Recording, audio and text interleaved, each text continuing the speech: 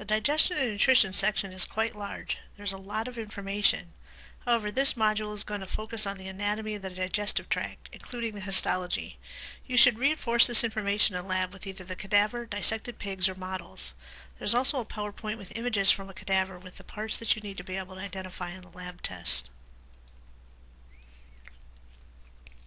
The objectives of this model are again to identify the organs and the basic function of each. Module 2 will focus more on the physiology of the digestive system, but functions will be listed and discussed at least a little bit here. Make yourself some flashcards or use your study sheet. Can you identify 1 through 6 here? These are the very basic organs. The esophagus, the liver, the colon, the stomach, the small intestines, and rectum for number 1 through 6 respectively. This diagram is a bit more detailed but shows all of the major organs of the digestive system. The next slides will discuss each of these in more detail, but here's the basic list and function of each. The mouth chews the food and the tongue mixes it with saliva. The pharynx and the esophagus move food to the stomach. The stomach mixes and breaks down food, secretes enzymes and acid. The liver produces bile and the gallbladder stores it. The pancreas makes enzymes and bicarbonate. These secretions, along with bile, are released into the duodenum as the stomach empties. More digestion, mostly chemical via enzymes, takes place in the small intestine. Food moves through there and all the glucose, amino acids, and fatty acids should be absorbed before the material reaches the colon. Food is put into the large intestine at the cecum and then travels up the ascending, across the transverse, and down the descending colon, into the sigmoid colon, and finally stored in the rectum until defecation. Digestion is defined as the mechanical and chemical breakdown of food into molecules that can be absorbed. In other words, the macromolecules are broken down to the building blocks. This occurs in the alimentary canal, which is an open tube from mouth to butt, essentially. The organs of the digestive system in which food does not pass through are called accessory organs. These include the pancreas, gallbladder, and liver, and sometimes salivary glands are also included on this list.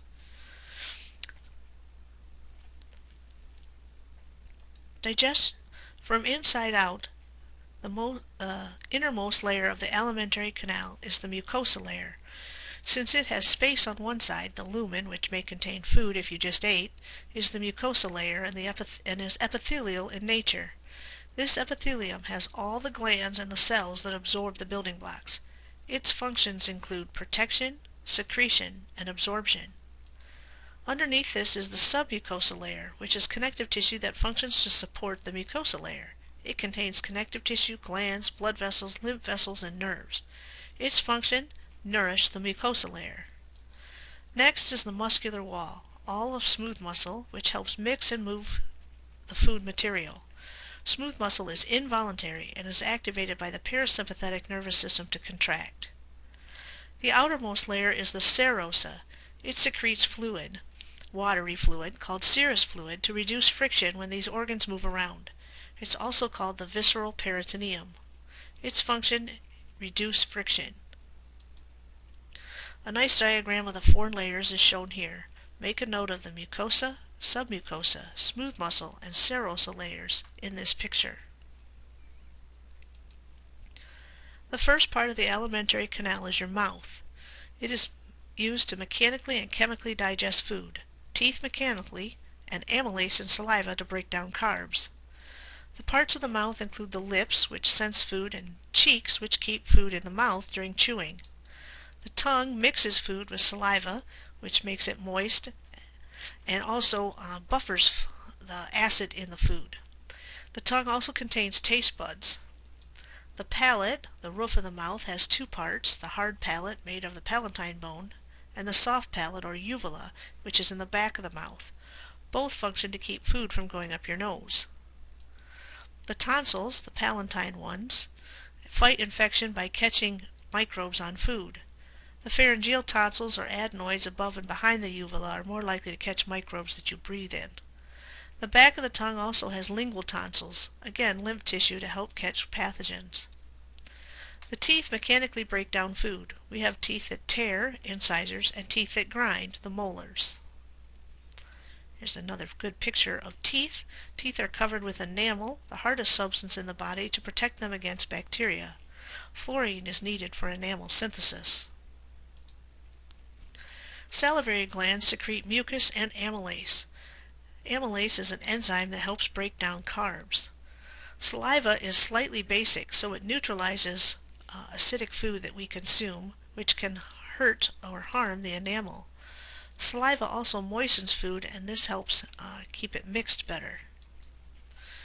Seeing, smelling, or even thinking about food can increase saliva secretion from the three major glands: the parotid, the largest, which is in front of each ear, the submandibular, on the floor of the mouth, and the sublingual, which is under the tongue.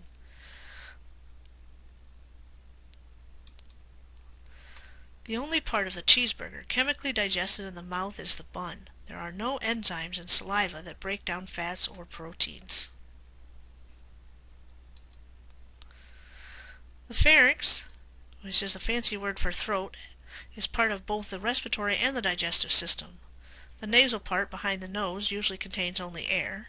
The oropharynx contains food and air, and the laryngopharynx, which again should just be air going down to the voice box.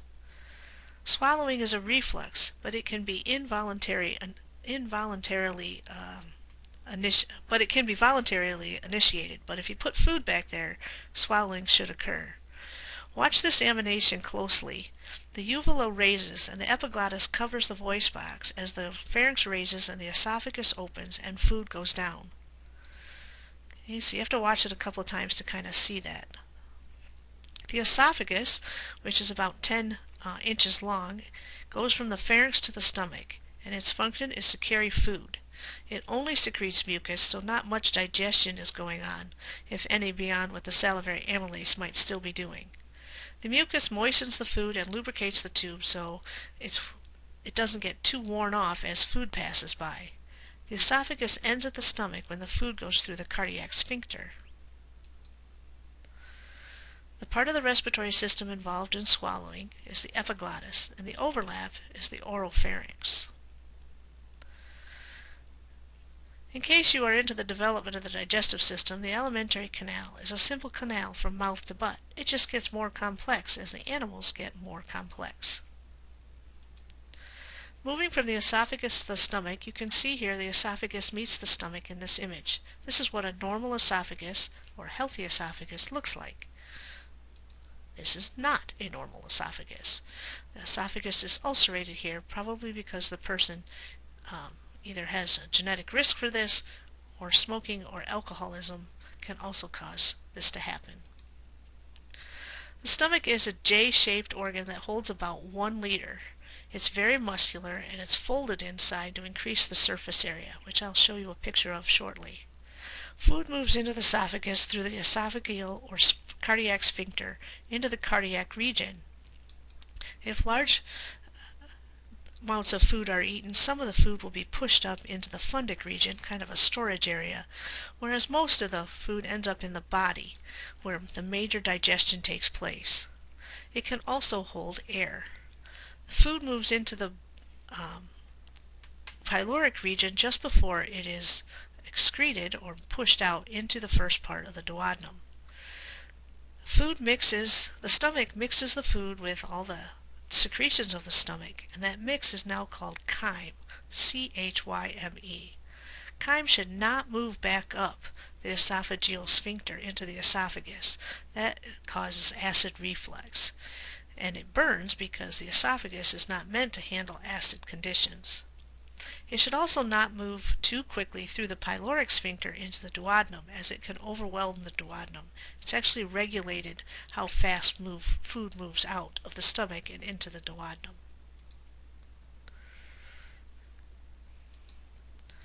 The inner lining of the stomach is folded into mucosal ridges called rugae, and you can see those here. This allows for expansion of the stomach. Gastric glands produce gastric juice, which is a mix of several different things. First, mucus. Mucus is secreted by the mucus cells. The chief cells secrete pepsin and gastric lipase and renin. The main secretion is pepsin. Pepsin digests proteins into peptides and amino acids. Lipase and renin help digest fat, but this is of low quantities in most people except in babies. Parietal cells secrete the acid. HCl, or hydrochloric acid, breaks down food and denatures proteins because of its high acidic content. Essentially, pH of the stomach is down around 1.1 or 2.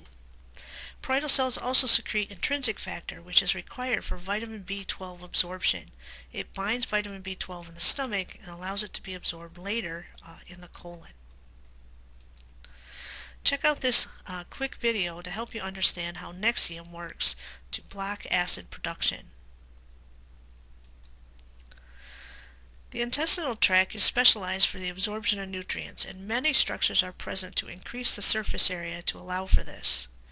First, you have plicae circulares, which are permanent transverse folds in the small intestine, which, if you stretched it out, would have more surface area than just a smooth inner lining of the tube, if you think of a hose. Next, you have villi, which project into the intestine. Again, increases the surface area. Since the main job of the small intestine is to absorb things, having plicae circulares and villi will increase this.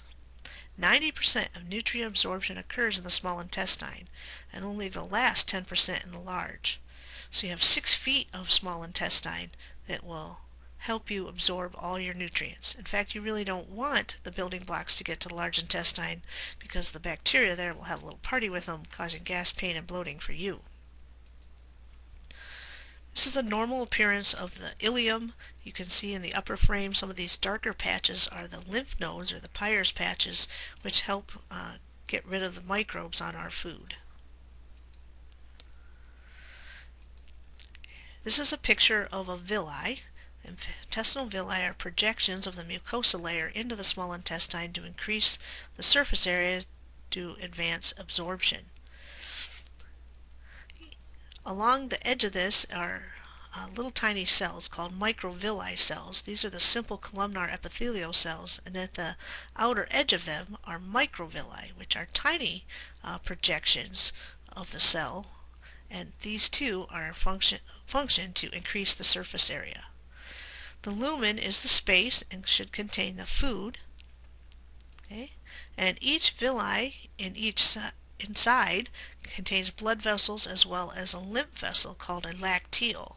So the food particles are out here, and as the building blocks are absorbed, they go into the microvilli cells and pass across the other side, the basement membrane, into the blood vessel or the lacteal.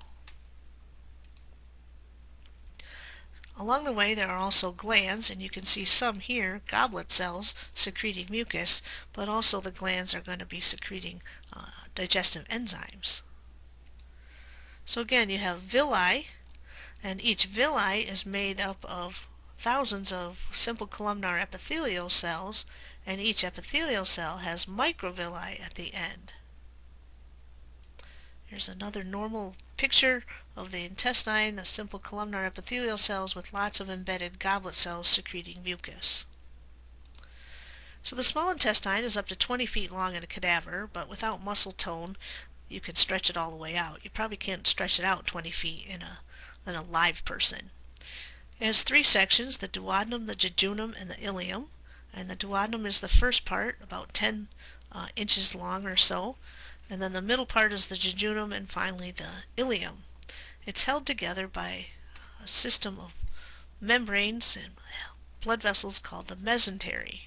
And over top of the entire intestinal system is a layer of fat in a membrane called the greater omentum. You can see that in this next picture here. The mesentery holding the intestines, and the greater omentum is going to have been flipped up.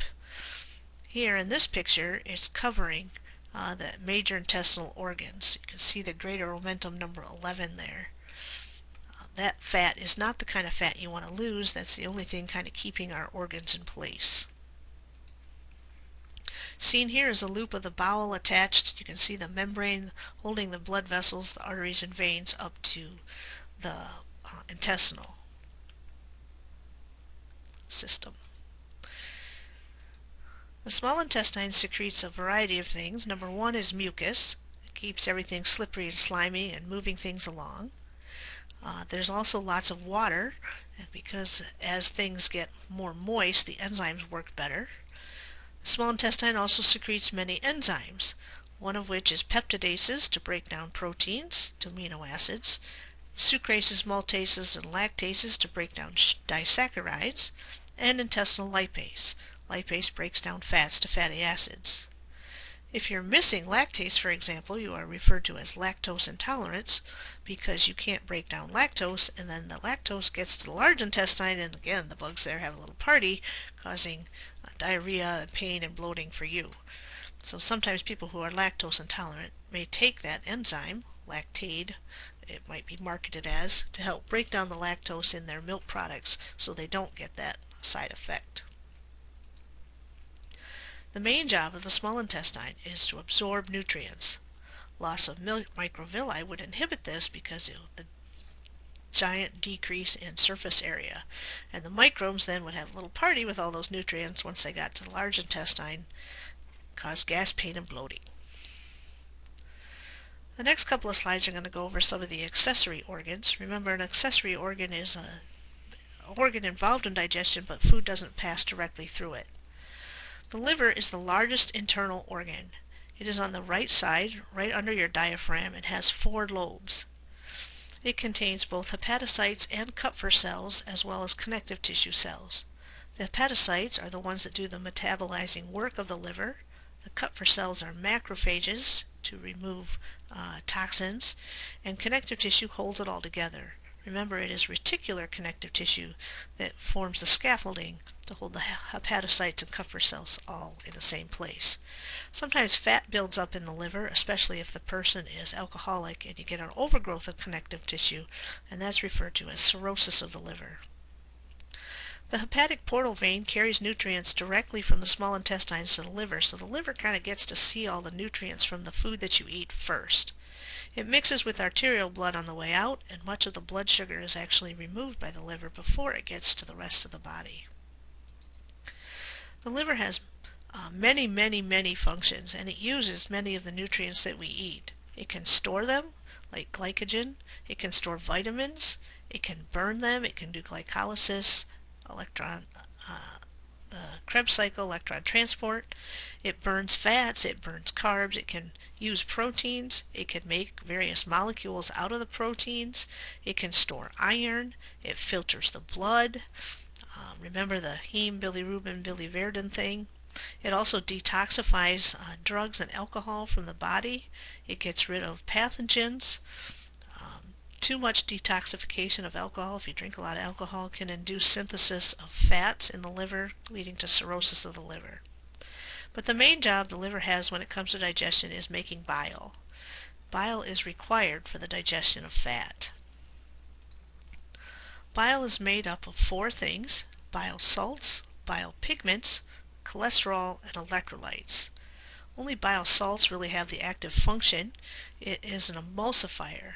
In other words, it breaks up fat droplets into smaller droplets, kind of like what dish soap does in a sink full of grease. So bile salts, the active ingredient, emulsify or break down fat, kind of like a detergent.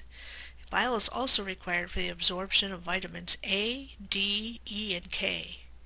And almost all of the bile salts are reabsorbed or recycled. Extra bile is stored in the gallbladder, and it goes there via the hepatic duct, but leaves via the common bile duct, where it meets the pancreatic duct and dumps into the duodenum. I'll show you a picture of this in a second. If the bile gets pushed up into the gallbladder and crystallizes, it can form gallstones, and if they would stay in the gallbladder, that would be fine. But if they come out of the gallbladder and get stuck in one of those ducts, it blocks bile release, which can be really bad for people. Again, bile is released when you eat a large fat meal, and it dumps through the hepatopancreatic sphincter into the duodenum. The pancreas also secretes a variety of secretions into the duodenum. Together they're called pancreatic juice. It mixes with the chyme that's coming from the stomach. About 1 quart per day of pancreatic juice is produced. It contains amylase, which helps digest carbs. It contains pancreatic lipase, which helps digest fats, and trypsin, which helps digest protein. It also contains bicarbonate. Bicarbonate neutralizes the chyme, because remember the pH of the stomach is down to 1 or 2, and the duodenum you want it back up to 6 or 7. It's very important that the bicarbonate is released because the duodenum is very susceptible to acid conditions and could be burned by the acid. Blocking the pancreatic duct would severely inhibit digestion. Alcoholism and other things can cause pancreatitis and cause this to be blocked. Sometimes the enzymes, particularly trypsin, will actually back up and digest the pancreas itself, which is really bad news for you. Perhaps you can see this better in this picture. The liver makes bile, comes down the hepatic duct. It will back up the cystic duct and be stored in the gallbladder. So this is the cystic duct. This is the hepatic duct. But when it's released into the duodenum, it's coming down the common bile duct. And it meets the pancreatic duct and dumps into the duodenum right here. That's called the hepatopancreatic sphincter, or sometimes the sphincter of Oddi. So you have chyme coming from the stomach, bile from the liver, and pancreatic juice from the pancreas, all mixing right here. Bile to emulsify the fat, bicarbonate to neutralize, and all those enzymes to help digestion. Okay. Here's another picture where the hepatopancreatic duct or sphincter of Oddi meets the duodenum, bile, and pancreatic juice. Pancreas, liver, and gallbladder are all accessory organs. Are they required for digestion? You bet. You need bile, and you need bicarbonate and pancreatic enzymes. If you go back to the previous slide, can you imagine what happens if a gallstone got stuck right here? You would block bile and pancreatic juice, which would be really bad for you. The colon has no villi and much less smooth muscle, and the only secretion really is mucus. The colon can absorb water, minerals, and vitamins, but doesn't really absorb much nutrients. The bacteria there, if you send nutrients, are going to have a party with them though.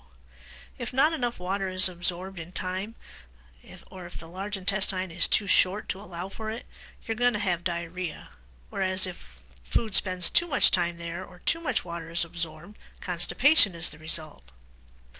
The bacteria in the colon make some vitamins, particularly vitamin K. Vitamin B12 is absorbed there. Bacteria can also produce gas from the cellulose that you may eat, or fiber, or the building blocks if you got some there and they weren't absorbed in the small intestine. So there can be lots of things going on in the colon depending on what you eat and how much gets there. The large intestine has several regions. The part where the small meets the large is called the cecum. That's the first part of the large intestine. It is located in your lower right quadrant. Where the ileum meets the large intestine is called the cecum, and there's a dead end pouch called the appendix that hangs off of that. It can sometimes get infected if material gets trapped in there. Other than that, there's no known function of the appendix. After the cecum, the material moves up the ascending colon, across the transverse colon, and down the descending colon, before getting to a little S-curve called the sigmoid colon. The material is then stored in the rectum until defecation. The rectum is attached to the sacrum and leads to the anal canal. The anal sphincter muscle moves waste out of the body. You have both an external and an anal sphincter and an internal anal sphincter. The external anal sphincter is under voluntary control, up to a point anyway.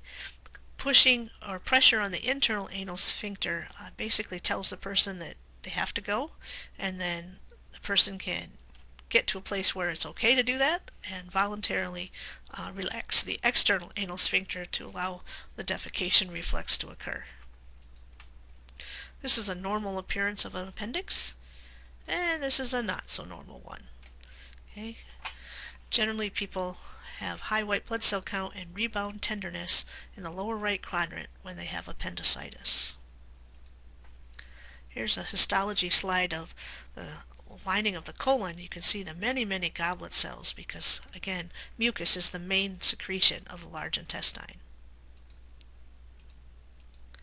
So check out your online text, the online lesson. You can always Google to get more information about the anatomy of the digestive system.